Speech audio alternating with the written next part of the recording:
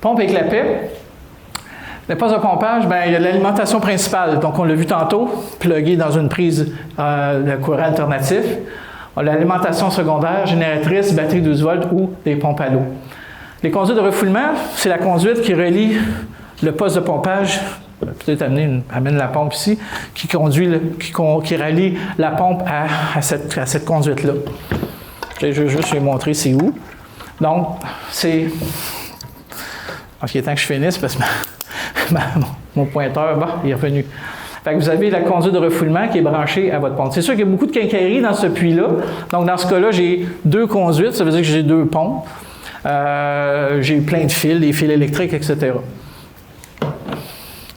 Pour augmenter, ça ici, si vous voyez ici, là, c'est ici que c'est raccordé. Donc, ça, c'est votre conduite de refoulement dans votre puits de pompage. Si vous raccordez 2 pompes dans une même conduite, vous n'aurez pas la même efficacité que si vous avez 2 conduites qui s'en vont à l'extérieur. Donc, dans mon exemple ici, j'ai une pompe qui est capable de pomper 1 litre seconde.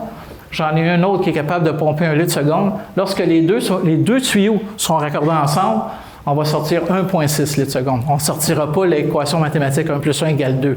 Si vous avez 2 conduites séparées, vous avez 2 litres, il va sortir 2 litres. Pour le coût de mettre 2 conduites versus des jumelés ensemble, avec des coudes puis de la colle, sortez vos 2 conduites, vous venez de gagner en efficacité. Les différents types de pompes, là, Caleb va recirculer de nouveau. Donc, on a une pompe ici submersible. Donc, cette pompe-là va dans l'eau. Elle est faite pour aller dans l'eau. Il y a différents types de pompes. Celle-là, c'est celle que Caleb font, c'est 1 tiers de force. Donc, ça, c'est une pompe comme montré à l'écran. Donc, on a une rotule. La flotte qui fait partir la pompe est sur une colonne. Donc, c'est la flotte, elle monte sur la tige. La main de droite de Caleb tient la même pompe, mais avec une rotule. Donc, la rotule, c'est la flotte qui bascule de cette façon-là. Pompe à colonne, c'est la pompe dans la main de gauche. Donc, celle-là n'est pas submersible. J'insiste parce que, voyez-vous, ça c'est un plancher de sous-sol. Je suis allé faire une inspection où cette pompe non submersible est installée comme ça. Qu'est-ce qui s'est passé dans ce puits-là? Le monsieur, il se fait 3 fois que je change ma pompe. Qu'est-ce qui se passe? Qu'est-ce qui se passe? Bien, ça ne marche pas. C'est marqué dessus, ici, cette pompe-là ne va pas dans l'eau, là. OK? Fait que moi, je recommande, oui, ça fonctionne, mais il ne faut pas que le moteur soit dans aucun temps en proximité ou touche à l'eau, sinon, ça ne marchera plus. Alors que l'autre, elle est faite pour aller dans l'eau. Les pompes de secours, c'est un kit. Pompe de secours, c'est une pompe à batterie. La batterie, c'est une batterie marine qui permet une décharge profonde. Vous ne pouvez pas mettre une batterie d'auto normale. Une batterie d'auto normale, 2-3 décharges, c'est fini. Vous êtes obligé de remplacer. Une batterie marine permet la charge et la décharge rapide plusieurs fois. La pompe est plus petite. Le rendement de ça peut durer peut-être 24 heures en régime continu, mais après ça, il n'y a plus rien, là. Donc, si vous avez, comme dans l'exemple de Marieville, ils ont manqué d'électricité pendant plusieurs jours, bien ça ne marchera plus. Donc, si c'est ça votre alternative pour votre vulnérabilité, bien ça se peut qu'éventuellement votre pompe ne fonctionne plus parce que votre batterie marine s'est déchargée. Donc, comment ça marche? On a ici, dans le petit module qu'il y a là, lorsqu'il y a de l'électricité, l'électricité est utilisée pour charger la batterie. Puis lorsqu'il n'y a plus d'électricité puis que l'eau monte puis active la flotte qui est montrée ici, le même principe sur un pivot, bien à ce moment-là, la batterie, la pompe va fonctionner. La pompe à l'eau. Je ne sais pas s'il y a des gens ici de la ville qui peuvent me répondre ou non. C'est non recommandé, puis moi, je ne recommande pas ça aux gens de la ville de Boisbriand. Une pompe à l'eau, c'est... Je vais la prendre dans mes mains, celle-là. Donc, c'est activé par l'aqueduc. Tiens, celle-là, proche. Fait que ça, c'est une pompe à l'eau. Qu'est-ce que c'est une pompe à l'eau? C'est une pompe qui est activée par l'aqueduc municipal. Donc, l'aqueduc municipal est branché ici, donc un 3/4 de pouce. Votre tuyauterie de maison arrive ici. Lorsque l'eau dans le puits monte, vous entendez le clic. qu'est-ce que ça fait le clic? Ça ouvre une valve, ça fait passer de l'eau. Et si à l'intérieur, on ne le voit pas, il y a une turbine qui aspire l'eau de votre puits. Puis là, ici, ce qui est rejeté, c'est une partie d'eau, 2 parties d'eau de votre puits pour faire 3 parties. Donc, c'est 1, 2, 3. Donc, on gaspille beaucoup, beaucoup d'eau. L'autre problème qu'on a avec ça, c'est que dans les instructions, on va les faire circuler. Je vais juste demander, regardez en bleu, je vais juste le faire circuler. C'est marqué que pour cette pompe-là, le plombier doit installer un clapet anti-retour double sur l'aqueduc municipal. Ce morceau-là coûte plus cher que la pompe. Donc, sur 10 maisons inspectées, il y a seulement une maison que le plombier a installé ça. Puis ça, pourquoi c'est critique et dangereux? C'est parce qu'il peut y avoir une contamination croisée. S'il y a un bris d'aqueduc dans la ville, il se fait à ce moment-là une succion dans le réseau d'aqueduc. Puis là, ce qui va se passer, c'est que les bactéries, parce que votre puits de pompage, ça doit être d'eau l'eau claire, mais il y a des bactéries dans ça. Ils vont être aspirés à l'intérieur de la pompe, ils vont se retrouver dans l'aqueduc municipal, puis ça peut causer des problèmes allant jusqu'à la mort dans les maisons de votre rue, quartier voisin. Donc, c'est majeur. Nous, quand on voit une installation de ce type-là sans le clapet double, on dit aux gens de la ville qu'il faut que ce clapet-là soit installé dans 24 heures. C'est majeur. Donc, nous, on ne recommande pas ça. Puis dans la réglementation municipale, si ce n'est pas déjà là, ça devrait l'être demain matin, devrait être interdit à la ville de Boisbriand. Un des avantages, pourquoi les gens mettent ça, c'est parce que demain matin, il manque d'électricité. Bien, c'est beau, ça marche tout seul. Pas besoin d'électricité, ça marche avec de l'eau, l'eau de l'aqueduc. Excepté qu'il y a risque de contamination croisée, on gaspille de l'eau de façon incroyable. Fait qu'imaginez demain matin que tous les gens de la ville de Boisbriand ont ce type d'installation-là. Bien, j'ai le pompier en arrière qui va dire « Bien, Marcel, j'aurais plus d'eau pour éteindre mon incendie. » C'est ça qui va arriver.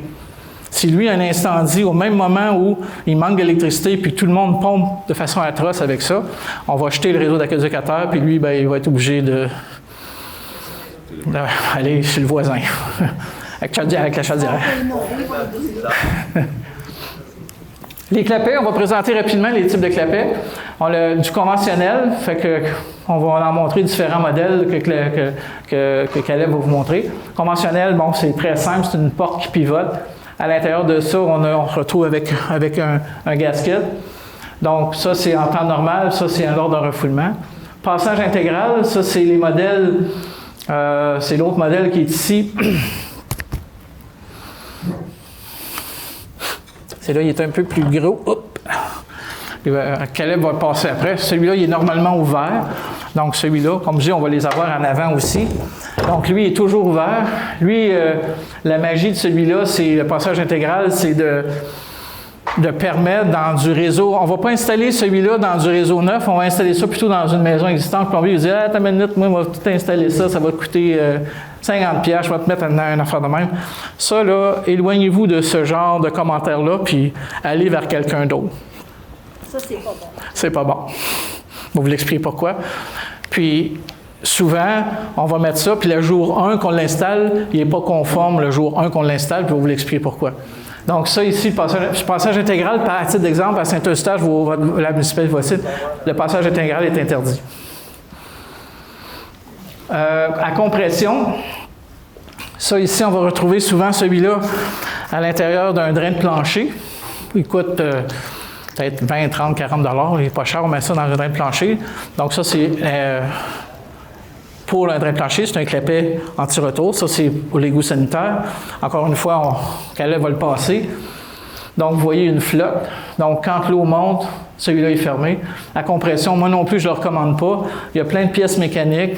La ville voisine interdit le passage intégral. Il y a beaucoup de villes au Québec qui l'interdisent. Pourquoi? Parce qu'il y a plein d'équipements mécaniques qui vont rouiller, qui ne fonctionnera pas bien le jour où on en a besoin.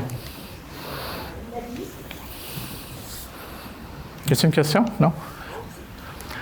Ici, vous voyez Un clapet, pour que ça fonctionne, il y a plusieurs critères. Puis souvent, on va s'arrêter à un ou deux de ceux-là, mais moi, pour qu'un clapet soit conforme, on doit répondre à accessible. Pourquoi qu'il soit accessible? Parce que vous devez le nettoyer et l'entretenir, ce clapet-là, c'est obligatoire. Vous devrez tenir un registre d'opération pour démontrer effectivement que vous gardez vos factures d'entretien et de nettoyage. Fonctionnel. Combien de fois je visite des maisons, puis la porte est complètement détachée. Puis là, l'autre légende urbaine qu'on va entendre, c'est que, écoute, la pression était tellement forte que la porte s'est détachée. Et ça, c'est la plus belle légende urbaine. Ça ne se détache pas une porte sous la pression. Au contraire, plus il y a de la pression, meilleur va être son fonctionnement. Propre, bien ça va de soi. S'il est sale, s'il y a des équipements, on a vu toutes sortes, dans les clapets, on trouve toutes sortes de choses des fois, des objets flottants non identifiés. Souvent, ça va être coincé dans la porte. Si la porte est ouverte, l'eau passe. Fait que si l'eau passe, vous allez refouler. Étanche, des gasquettes qui sont rongées. Il y a des rongeurs, il y a malheureusement des souris, des rats qui se promènent et ils vont ronger les plastiques. Aussitôt qu'il y a une coche, une encoche, un morceau qui manque, il est plus étanche. Puis au bon endroit sur les lignes secondaires. Donc, ça ici, c'est un clapet, ça de gasquette. On a fait des tests avec la ville de Gatineau et la ville de Saint-Eustache en 2007. Puis ça, c'est un des tests qu'on a fait au laboratoire d'hydraulique où il n'y a pas de gasquette. Bien, regardez, là, il y a zéro étanchéité. Pas de gasquette, zéro étanchéité. Je reviens à mes clapets en acier. Mes clapets en acier, juste pour entrer les portes. Non, les portes, juste les portes. Caleb va se passer dans les rangées. Il y a zéro gasquette. Un gasquette, ça, c'est le jouet torique à caoutchouc. Donc ça, c'est l'étanchéité est nulle. Donc l'eau passe. Excusez, Marcel, si le gasket est brisé, il faut changer le clapet au complet ou la porte se change? Bon, c'est une excellente question à savoir. Ben, la question est, si j'ai un gasket qui est brisé, est-ce qu'on est obligé de changer le clapet au complet? Pas nécessairement, mais c'est bien important d'avoir exactement la même modèle ou la même porte. Fait qu'on peut acheter, je pense pas que la porte ou le gasket s'achète de façon individuelle. Il faut acheter le clapet au complet, mais il faut que ça soit pareil en termes de longueur de la rotule puis le type de joint. Sinon, l'étanchéité ne sera pas atteinte, même si c'est neuf. Et un clapet, ça change facilement, ça? Ben, si on fait juste changer la porte, oui, mais s'il faut changer, non. Il faut couper le plancher, puis c'est ça. Problématique avec l'installation d'un clapet normalement ouvert. Donc, je vous ai dit tantôt normalement ouvert, moi je ne le recommande pas, vous allez comprendre pourquoi. Le jour 1, si on aurait une installation flambant neuve, c'est-à-dire que je m'installe, puis ma maison est neuve, bien, vous voyez ici, j'arrive avec ma conduite, puis si on regarde comme il faut, il y a un petit offset entre l'entrée et la sortie. Donc, vous arrivez avec votre conduite, puis vous installez votre conduite, puis tout est diguidou-laï-laï. Excepté que quand on arrive dans une maison usagée, une maison qui a un certain âge, on ne change pas à partir du clapet jusqu'à la colonne qui monte au premier plancher. On fait un trou à l'endroit où on va mettre le clapet. Donc, en faisant ça, on installe le clapet légèrement en contrepente. Puis, en faisant une contrepente, bien, on vient permettre l'accumulation de cochonneries. Puis là, peut-être le flipper, je vais leur montrer encore, c'est que la porte à l'intérieur, la rotule est normalement ouverte, donc la porte, elle se ferme comme ça ici. Donc, si vous regardez Caleb, il va vous le montrer. Donc, la porte se ferme comme ça, de cette façon-là. Donc, si j'ai des cochonneries ici, des cochonneries qui viennent ici, bien, la porte ne ferme plus étanche. Le jour 1 qu'on installe ce clapet-là dans la zone qui est limitée où on fait notre excavation, le jour 1, ce clapet-là n'est plus conforme. Pourtant, il est flambant neuf. Pourquoi on s'installe des équipements de protection? Bien, pour être conforme au code de plomberie. Puis là, laissez-vous pas influencer par des gens qui vont dire « Non, tout ce que M. Roy a dit, c'est pas vrai, là. Pas besoin, on va mettre un principal ici. » Éloignez-vous de ces gens-là. Il faut vraiment suivre. Le code, il est inventé, puis il y a une raison pour ça, il faut suivre le code. C'est la seule chose. S'ils vous disent « Non, pas besoin de suivre le code, c'est pas nécessaire », c'est nécessaire. Pour éviter les problématiques d'autorefoulement, on va vous expliquer c'est quoi l'autorefoulement, afin de pouvoir utiliser les équipements au rez-de-chaussée sans risque de provoquer de refoulement dans le sous-sol. On va vous donner une simulation ici avec des graphiques. Je vais essayer de vulgariser le tout. Donc, j'installe un clapet sur la ligne principale. Parce que moi, là, c'est de même que je veux faire ça. Moi, le code, là, je m'en fous. Moi, j'installe ça sur la ligne principale. Ça coûte moins. Je ne suis pas besoin d'en mettre des clapets. Je n'ai pas besoin d'ouvrir mon plancher tout partout. Mais sur quoi ce qu'il dit, c'est pas bon. Parfait. On installe un clapet sur la ligne principale. N'oubliez pas, ici, c'est un réseau pseudo-domestique. C'est-à-dire qu'ici, à l'extérieur de la résidence, mon drain de fondation est raccordé à la ligne principale qui va vers la rue. Ça, souvent, c'est typiquement un raccordement dans ce type de réseau-là. Fait que pendant le temps sec, tout est beau, tout fonctionne. En temps sec, bien, on utilise l'équipement au sous-sol. Ça, c'est la colonne qui monte au premier plancher. Tout ça se réunit ensemble, tout fonctionne. Jusque-là, ça va. Là, on est en temps de pluie, mais il n'y a aucun refoulement. Fait que là, le drain de fondation commence à être actif. C'est sûr, il va être actif parce qu'il y a de l'eau. Le drain de fondation, ça sert à éliminer l'eau qui peut se trouver alentour de la fondation. Et j'ai l'égout sanitaire. Fait que tout ça se réunit ensemble à l'extérieur. Vous voyez la flèche noire et la flèche rouge. Donc, tout ça se réunit à l'extérieur. Donc, ça, c'est ma toilette au sous-sol. Ça, c'est l'eau qui arrive du premier plancher. Ça, c'est mon clapet sur ma ligne principale. Je suis à l'extérieur de la maison. Ici, il y a une croix. Ça, c'est mon drain de fondation qui se raccorde avec ma ligne principale. Tout ça, jusque-là, ça va bien. Où est-ce que ça commence à être problématique? C'est lorsque je t'entends plus avec un refoulement. Fait que là, j'ai de l'eau qui arrive de la ville, qui refoule jusqu'ici. Mon clapet, il est vraiment en bon état. Il est flambant neuf. Puis le plombier a fait une bonne job. Il l'a mis comme faut. Mais qu'est-ce qui se passe? Fait que l'eau ici commence à envahir mon drain de fondation, commence à envahir mon gravier, commence à sortir par le pourtour du mur de fondation et de mon plancher. Et puis là, quand j'utilise mes équipements du rez-de-chaussée, l'eau arrive ici, boum, la porte est fermée, fait qu'elle va sortir par la toilette. Fait que ça, c'est ce qu'on appelle l'auto-refoulement. Puis ça, je vois ça continuellement. Qu'est-ce qu'il faut faire alors, à ce moment-là? Bien, les travaux correctifs. Fait que, pas de clapet sur la ligne principale. Donc, l'eau de la rue va rentrer dans votre maison, elle va rester confinée dans le réseau de la maison. Donc, vous ne verrez pas. Elle va rentrer dans votre colonne, puis elle va être au même niveau que l'eau qu'il y a dans le regard dans la rue. C'est les vases communicants, ça va être au même niveau. Jusque-là, ça va. Là, il n'y a pas de l'eau qui va rentrer dans votre sous-sol. Vous avez un clapet sur la ligne secondaire, ici, de votre sous-sol. Donc, l'eau va arriver, boum, elle est arrêtée par le clapet. Jusque-là, ça va. Donc, il n'y a pas d'eau qui va sortir par votre toilette.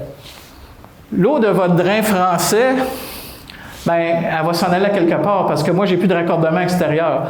Je l'amène dans un puits de pompage et dans le puits de pompage, on va pomper à l'extérieur et on va, comme on a dit tantôt, on va s'assurer que l'eau ne revient pas sur la maison. Donc, les travaux qu'on va faire ici, retrait de la porte de clapet de la ligne principale. Donc, j'avais un clapet ici, j'enlève la porte. J'enlève pas le clapet, j'enlève la porte. On n'a plus besoin d'avoir de clapet sur la ligne principale. De toute façon, ce n'est pas code, là, dans une situation comme ça. Deuxièmement, installation d'un clapet sur la ligne secondaire. Mais c'est l'ensemble des lignes secondaires. Donc, si j'ai un autre équipement sanitaire ici, un évier, bien, je vais être obligé de mettre un autre équipement à cet endroit-là. Débranchement du raccordement entre le drain français et la ligne principale. Ici, ça, c'est les gens n'aiment pas ça. Bien là, je vais être obligé de creuser dehors. Malheureusement, oui. Si vous avez une configuration comme ça, peut-être que la moitié des gens de la salle n'ont pas cette configuration-là, je ne le sais pas, là. Mais cette configuration-là cause énormément de problèmes dans plusieurs maisons dans les villes. C'est pour ça que je mets un peu d'emphase sur ça. Construction d'un puits de pompage. Le puits de pompage, on pourrait le mettre à l'intérieur, mais on pourrait le mettre aussi à l'extérieur, si naturellement on le protège contre le gel. Ajout d'une conduite de refoulement qui va aller vers le terrain. Le tour est joué. Donc, dans cet exemple-là, le code permet également, si tu veux sortir une vanne, d'installer une vanne. Le code permet d'installer une vanne. Si, par contre, à titre d'exemple, vous partez en voyage, vous pouvez mettre une vanne, un ensemble de vannes sur les lignes secondaires seulement. Jamais, jamais, jamais, jamais sur la ligne principale. Bon. S'il y a un refoulement, donc si on a un refoulement, bien la vanne est fermée, donc ça ne sortira pas. Techniquement, si vous oubliez d'ouvrir la vanne quand vous revenez, non, ça ne sera pas si pire. Vous allez flusher une première fois, Puis là, vous allez voir, l'eau, elle s'en va comme nulle part. Ça ne va pas nécessairement déborder. Vous avez quand même un petit volume dans la conduite, incluant vous avez la toilette, vous avez la conduite, ça a quand même un volume. Si vous flottiez 15 fois, oui, l'eau va déborder. Mais si vous ne flushez qu'une seule fois, vous allez dire, oh, il y a quelque chose qui se passe. Ah, c'est vrai, j'avais une vanne, il faut que je l'ouvre. Le code permet d'avoir cet équipement-là sur une ligne secondaire seulement. Allez jamais mettre ça ici, là. Ça, c'est interdit. Vous pourriez aussi avoir les deux. Si pour quelconque raison, vous êtes présent sur place, puis vous apercevez que votre clapet, il a manqué d'amour un peu, puis il laisse passer de l'eau, puis on est le 9 août, pouf, on ferme la vanne, le tour est joué. Là, le problème qu'on a avec la vanne, Caleb, c'est qu'on n'a pas trouvé de vanne de 3 pouces. C'est ça? Non, c'est une vanne de 3 pouces. Mais l'intérieur, là, je parle. Exactement. Fait que par contre, celle-là, ce n'est pas une vanne de... je vais...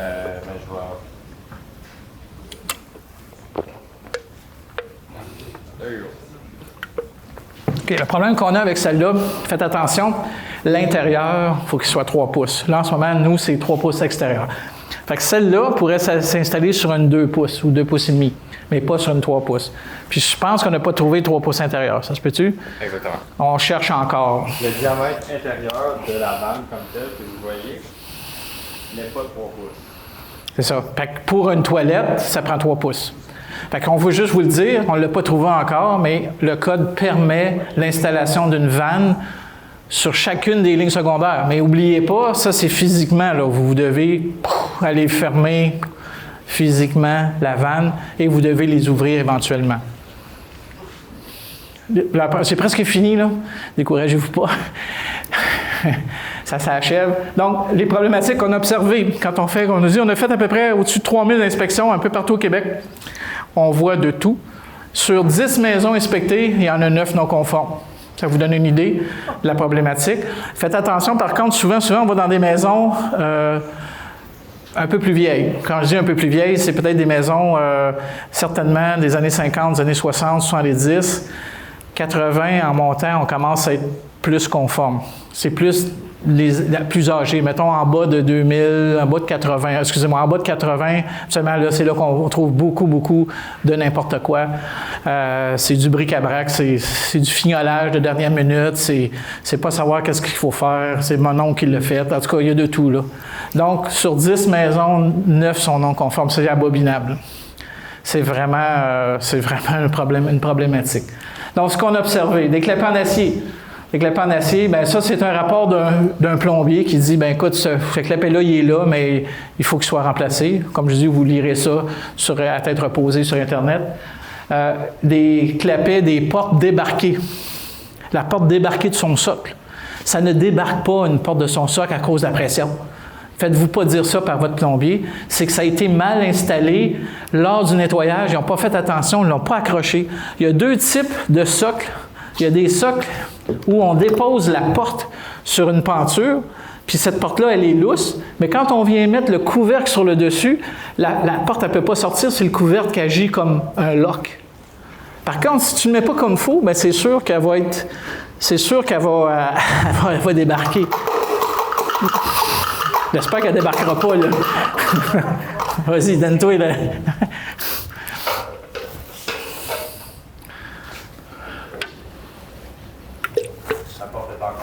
Vous voyez, là, qu'est-ce qu'il vient de faire, là? Ça se peut-tu que c'est pas ça qui va arriver dans la vraie vie?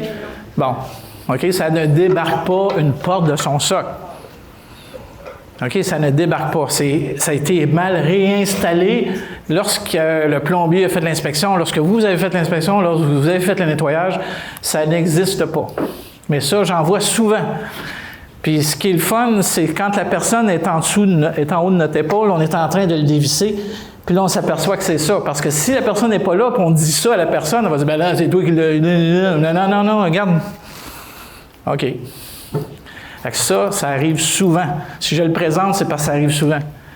Une porte ovalisée. Si, lorsque vous essayez ça ce soir ou demain ou en fin de semaine, le couvert sur le dessus, vous avez énormément de misère à le fermer ou à l'ouvrir, votre clapet est défectueux. il est ovalisé à cause, je ne sais pas, pendant l'installation. Donc, le clapet ne sera plus étanche. Ça, c'est un indice. Ouvrir ou fermer un clapet, là, ça prend à peu près comme un gros 10 secondes. J'ai un clapet dans la ville, juste l'autre bord. Ça m'a pris 1 heure à le fermer. Juste le bouchon sur le dessus, là, ça, c'est pas normal. Fait que ce clapet-là est non conforme. Fait que ça, c'est...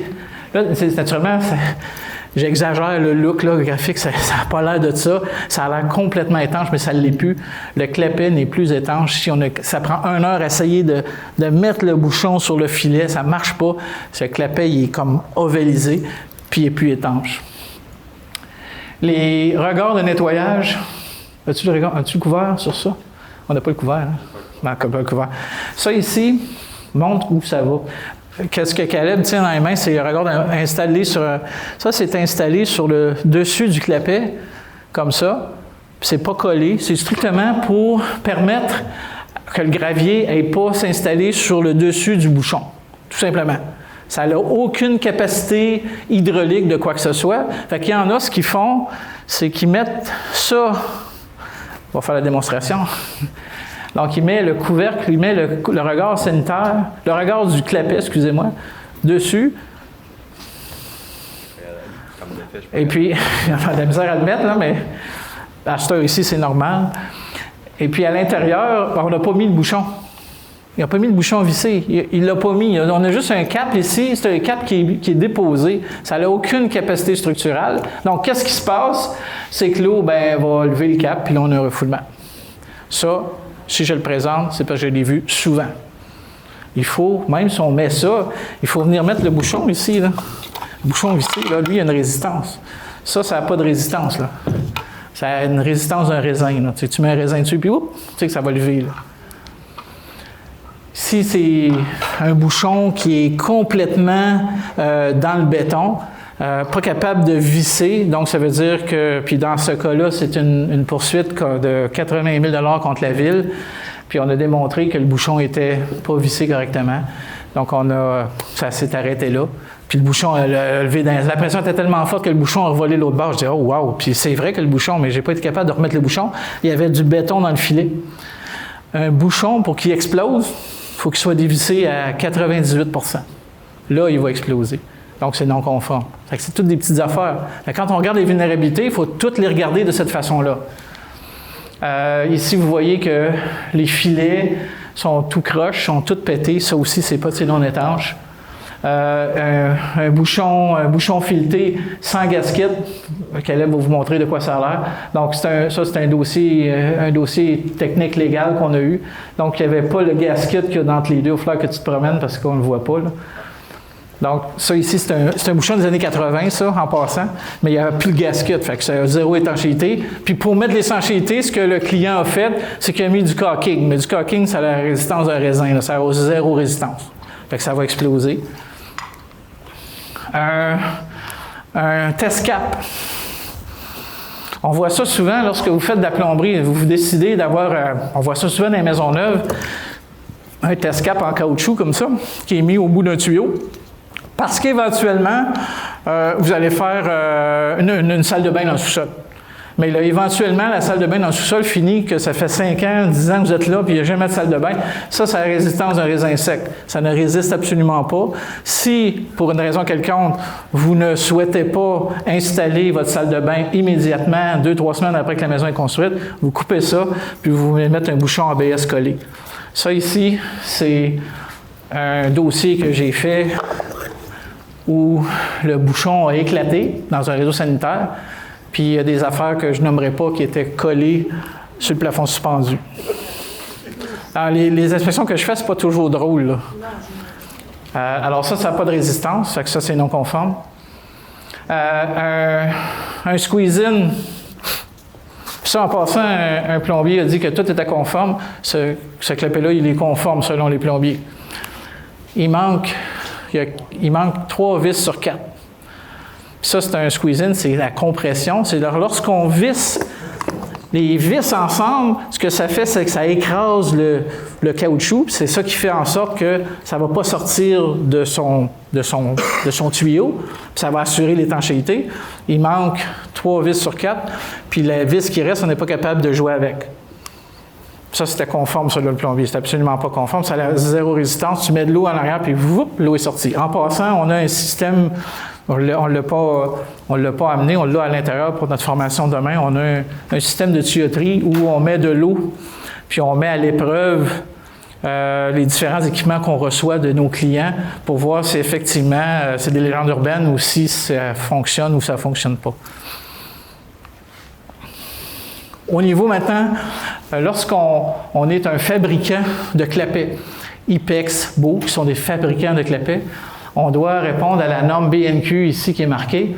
Donc, la résistance du corps du clapet est de 10 mètres, puis la résistance de la porte est de 3 mètres. Ce que ça veut dire pour vous, ça veut dire que dans votre rue, votre clapet pourrait être capable de résister jusqu'à de l'eau, jusqu'à votre ceinture dans la rue.